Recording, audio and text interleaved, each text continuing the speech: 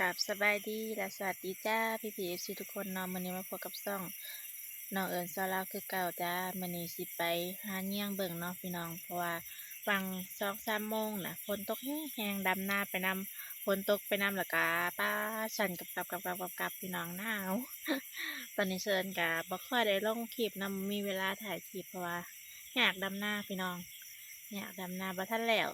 อีกประมาณ3-4 มื้อก็น่าสิแล้วแหละทุกคนเนาะ ป้าไปเบิ่งว่าเซิร์นสิเงี่ยงอ่ะสิได้หยังเนาะสิพอหยังสิเห็นตะกะแตนหรือสิเห็นหยังเนาะไปนำกันเลยทุกคนมาพอตะกะแตนแล้วพี่น้องตัวแรกตะกะแตนเขียวทุกคน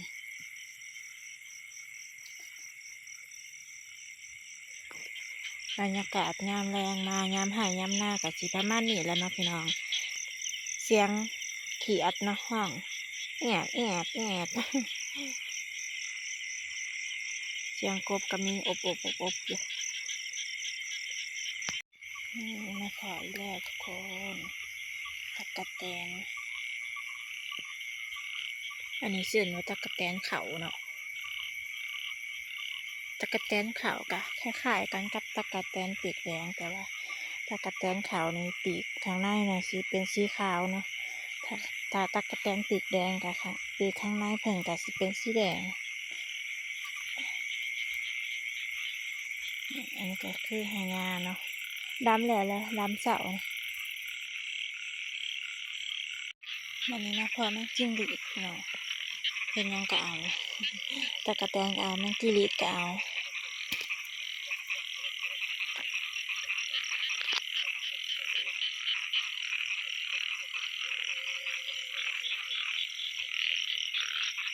เขียดหน่อยก็ห้องแอบอยู่นี่พี่น้องยามนี่มันบ่ได้กินเนาะเขียดหน่อยกินแต่ยามแรงเขียดหน่อยยามหน้าบ่ได้กินนี่ตัวนี้เขียดหน่อยเขียดตะปิกที่ห้องย่างยามแรงเห็นไหมพี่น้องนี่แหละยามหน้ามาเลยบ่ฮู้ว่าเป็นหยังคือบ่ได้กินนะคือถ้ากินแต่ยามแรงยามฮ้อนครับไปหาย่างเนาะธรรมศาสตร์บ้านเฮาเนาะยามหายยามนาเขียดห้องแอบนอนมาพังเสียงเขียดห้องคือกระจาสลายแล้วนะ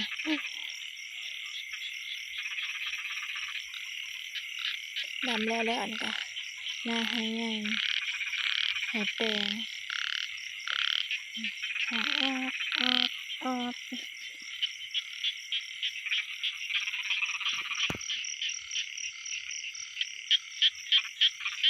แมงเม่าก็ดิน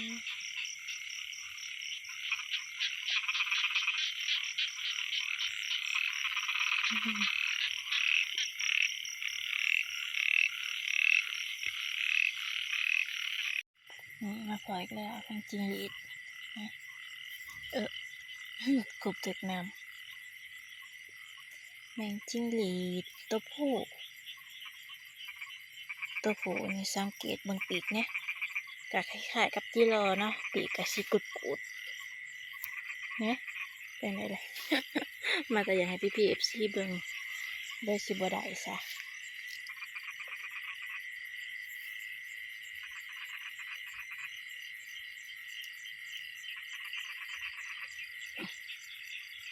ได้คือเก่า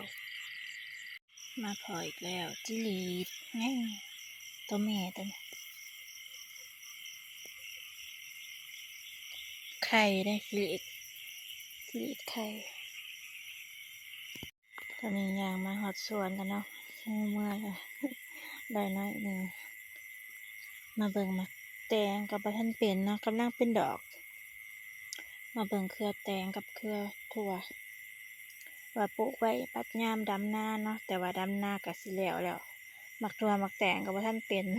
กำลังเป็นดอกกำลังสิติดหมากเนาะดำหน้าแล้วก่อนคือสิแมนแต่ว่าบ่เป็นยังเนาะดำหน้าแล้วก่อนก็เก็บกินคือเก่ากำลังติดดอกติดหมากหาอยู่หากินก็เพราะปานนั้นเนาะบ่ค่อยได้บ้านเฮาจักแตนจักอึดแล้ว บ่คือบ้านอื่นจากบ้านใดดอก แต่ว่าไปหาก็บ่ค่อยเห็น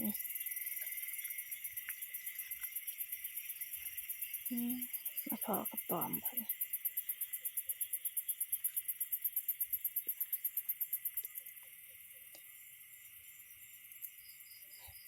โอ้ยบ่เอาดอกตอนแรกว่าสิเอาแล้วเห็นแต่ยุงกินเพิ่นน่ะบ่เอาซ้ำยุงก็มากินกระป๋อมโอ้ยมันเหลือมบ่เห็น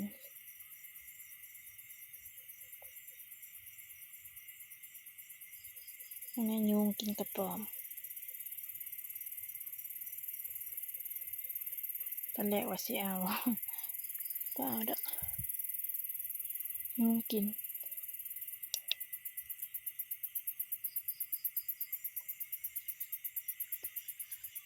ปะไว้ซะ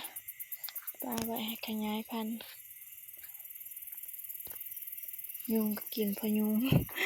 ยุงกินกระป๋อม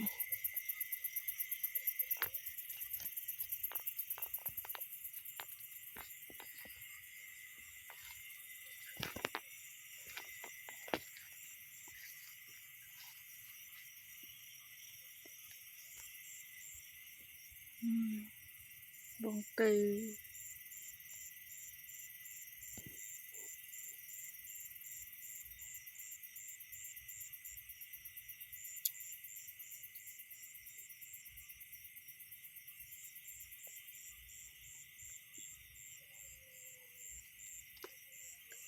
ตะกะแตนเขียวค่ะแต่เก่าก็พอได้เก็บอยู่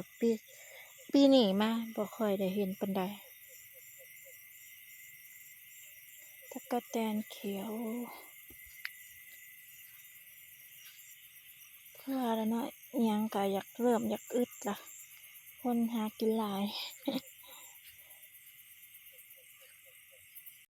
มาเที่ยงแล้วก็ขัวกินรถเนาะเพราะว่ามันได้บ่หลายละหนึ่งมากกะไผก็สิหมอดแหน่ก็เลยมาขัวกินรถซะ